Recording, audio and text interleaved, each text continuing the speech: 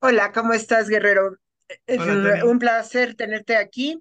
A mí me gustaría que nos platicaras un poco sobre cómo se ve en las crónicas la parte de la ley del sexo, ¿no? Es como nuestro libro de buró, por decirlo así, y pues siento que pocas personas saben tanto como tú. ¿Qué nos podrías explicar de esa parte donde se habla de la ley del sexo? Bueno, Tony, gracias por la invitación. Tony fue la persona que me contactó también, te agradezco. En cuanto a tu pregunta, bueno, en las crónicas de la historia cósmica nos muestran como diferentes partes de lo que es la cosmología de la ley del tiempo, ¿cierto? La parte de la ciencia de la ley del tiempo, y dentro de esa parte de la ciencia hay un libro que es el libro del Avatar, ¿cierto? Que es el segundo libro que en el fondo nos habla un poco de la persona, ¿cierto? Del Velatropa 3.3, ¿cierto? Que está dentro de la creación y nos habla sobre cómo está compuesto el cuerpo humano, cómo están los chakras, cómo es la parte científica, hasta llegar al punto de la reproducción, ¿cierto? Entonces, porque eso determina la parte física.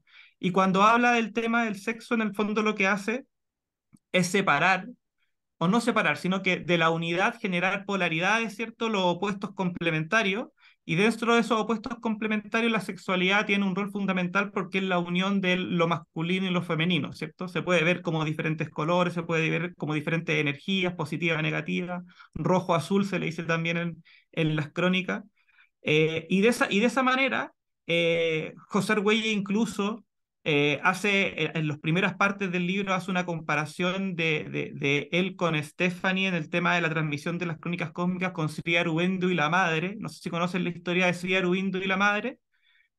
La explico rápido, tengo un video, ¿cierto? En un cronomancia de Sri Aurobindo, en donde explicamos eso, en donde Sri Aurobindo es el tipo que hace que el yoga se haga mundialmente conocido, lo saca de la India, ¿cierto? A través de su conocimiento. Y él tenía una persona, cuando él se enclaustra en un momento de su vida, no tenía contacto más que con una persona que era la madre, y él decía que tenían la misma mente, habían conectado a un nivel en donde la mente de Sri Aurobindo con la madre eran una sola mente.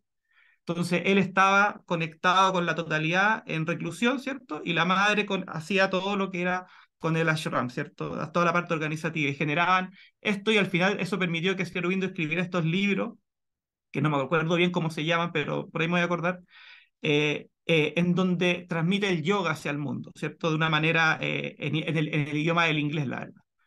Eh, y él dice, José Argüelles dice que tiene una relación similar con Stephanie, en donde ellos también eran una solamente, y hay una transmisión, ¿cierto? De lo inscrito a lo no inscrito, que es parte de la profecía del Telectonón. Entonces, esta unión que tiene con Stephanie, en el fondo, la transmisión que nos hace es que a través de la sexualidad uno puede trascender lo que es la parte física y conectar con la totalidad y empezar a evolucionar a través del sexo y de todo lo que el sexo involucra, ¿cierto? En una conexión más profunda con la totalidad, ¿cierto? Es la unión de polaridades que te permite esta expansión, ¿cierto?